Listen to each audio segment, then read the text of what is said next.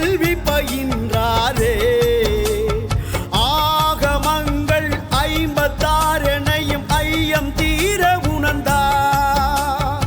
இயற்கை உலகமே தூய்மையானதென இயேசு நினைத்தாரே.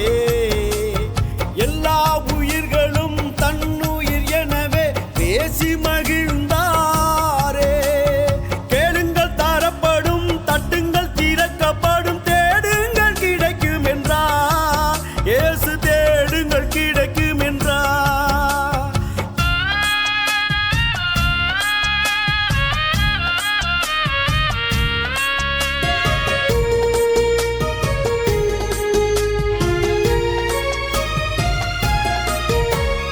ஜெருசல நகரில் பஸ்கா பண்டிகைக்கு பரமர் போனாரே. ஜெருசல நகரில் பஸ்கா பண்டிகைக்கு பரமர் போனாரே. 12 வயது நிரம்பிய இயேசு கேள்விகள் கேட்டாரே. இயேசுவின் கேள்வியில் ஆலய குருக்கள் ஆனந்தமானாரே. இளமை செய்த திறமையில் பஸ்கா பெருமையை வளர்த்தாரே. இளமை பருவம் அதில் எளிய வாழ்க்கையில இருப்பிடமானாரே. இந்த வேளையில் இயேசுவின் தந்தை சூசையும் மறைந்தாரே. கேளுங்கள் தரப்படும், தட்டுங்கள் திறக்கப்படும், தேடுங்கள் கிடைக்கும் என்றார் இயேசு. தேடுங்கள் கிடைக்கும் என்றார்.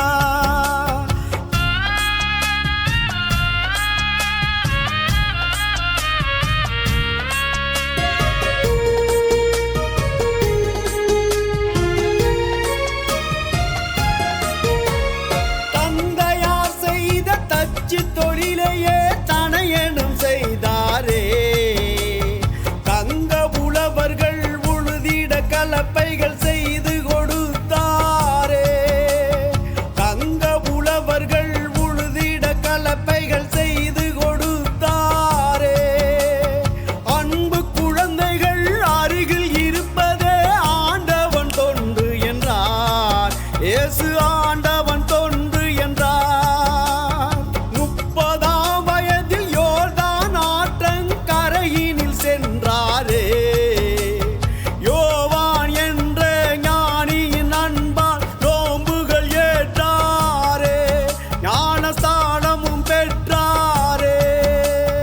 துன்பத்தை அகற்றி இன்பமாய் வாழ வழிபட சொன்னாரே. இயேசு நண்பனா யூதாஸ் நன்றியை மறந்து காட்டி கொடுத்தானே. 30 காசுக்காகவே காட்டி கொடுத்தானே. ஜனகரிம் என்ற நீதிமன்றத்தில் இயேசு நின்றாரே. தெய்வ நிந்தனை செய்பவர் என்ற பழியை சுமந்தாரே. சிவப்பு அங்கியால் இயேசுவை மூடி சவுக்கால் அடித்தாரே. இயேசுவை சிலுவையில் அறைந்தாரே. மரித்த இயேசுவும் 3ஆம் நாளிலே உயிரோடு எழுந்தாரே. 12 சீடர் நடுவினில் தோன்றி ஆசிகள் அளித்தாரே. உலகத்தின் முடிவில் மறுபடி தோன்றி நம்மையும் காப்பாரே. கேளுங்கள் தரப்படும், தட்டுங்கள் திறக்கப்படும், தேடுங்கள் கிடைக்கும் என்றார் இயேசு. தேடுங்கள் கிடைக்கும்